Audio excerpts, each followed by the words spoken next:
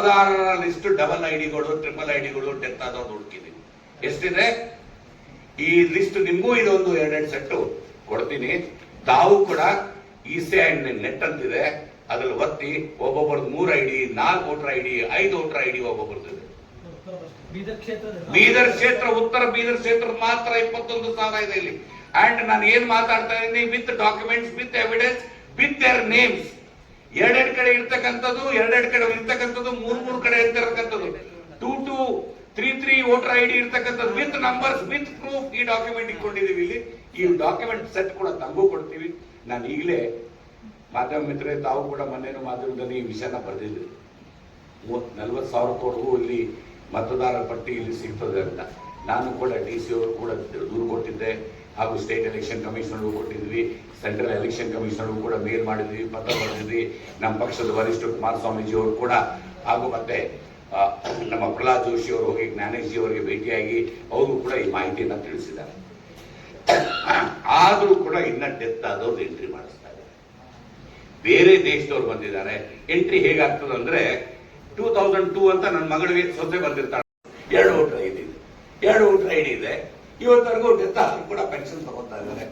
ಸರ್ಕಾರದ ದುಡ್ಡು, tax pair ದುಡ್ಡನ್ನು ವೇಸ್ಟ್ ಆಗ್ತಾ ಇದೆ. ಹೀಗೆ ಬಂದಲ್ಲ ಈ ತರ 10 ಹಲವಾರುಗಳು ತೋರಿಸ್ತೀವಿ.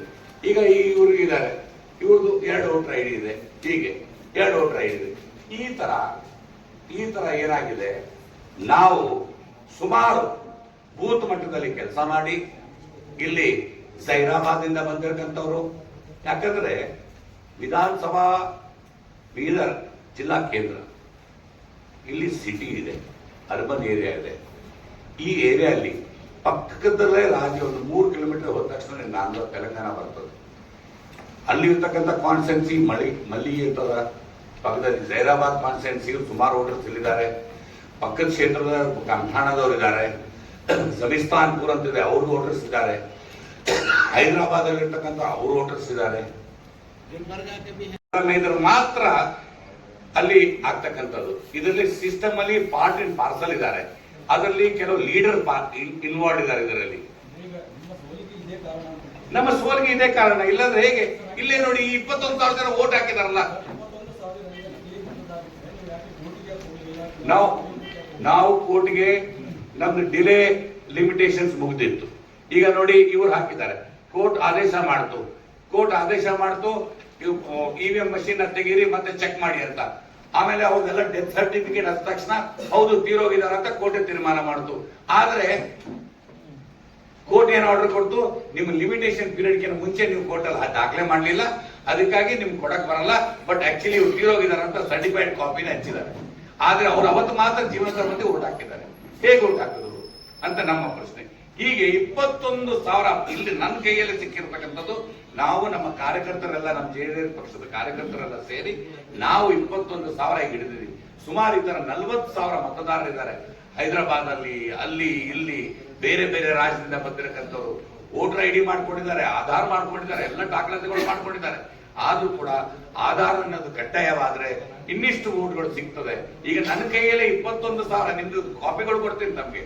ತಾವು ಯಾವುದೇ ಒಂದು ನಂಬರ್ ಒತ್ತಿ, ಈ ವೋಟರ್ ID ಎಪಿಕ್ ನಂಬರ್ ಅಂತೀವಿ ಅದಕ್ಕೆ, ಈ ವೋಟರ್ ID ನಂಬರ್ ಒತ್ತಿ, ಈ ವೋಟರ್ ID ನಂಬರ್ ಒತ್ತಿ, ಡಬಲ್ ಟ್ರಿಪಲ್ 20,000 ಇದೆ. ಒಂದಲ್ಲ ಎರಡಲ್ಲ. ಇಂಥ ಚುನಾವಣೆ ಆದ್ರೆ ಹೇಗೆ ನಿಮ್ಗೆ ಒಂದು ಒಳ್ಳೆ ಕ್ಯಾಂಡಿಡೇಟ್ ಸಿಗ್ತಾರೆ, ಒಂದು ಒಳ್ಳೆ ರಾಜಕಾರಣ ಆಗ್ತದೆ. ಪ್ರಜಾಪ್ರಭುತ್ವ ಈ ದೇಶದಲ್ಲಿ ಹೇಗೆ ಉಳಿತದೆ? ಪ್ರಜಾಪ್ರಭುತ್ವ ಈ ದೇಶದಲ್ಲಿ ಡೆಮೋಕ್ರಸಿ ಇರಬೇಕು, ಕ್ಲೀನ್ ಫೇರ್ ಎಲೆಕ್ಷನ್ ಆಗಬೇಕು ಅಂತಂದ್ರೆ ಇದೆಲ್ಲ ಶುದ್ಧೀಕರಣ ಆಗ್ಬೇಕು. ಈ ಶುದ್ಧೀಕರಣ ಆಗ್ಬೇಕಂದ್ರೆ ಮೇನ್ ಕಡ್ಡಾಯವಾಗಿ ಆಧಾರ ಮಾಡಬೇಕು.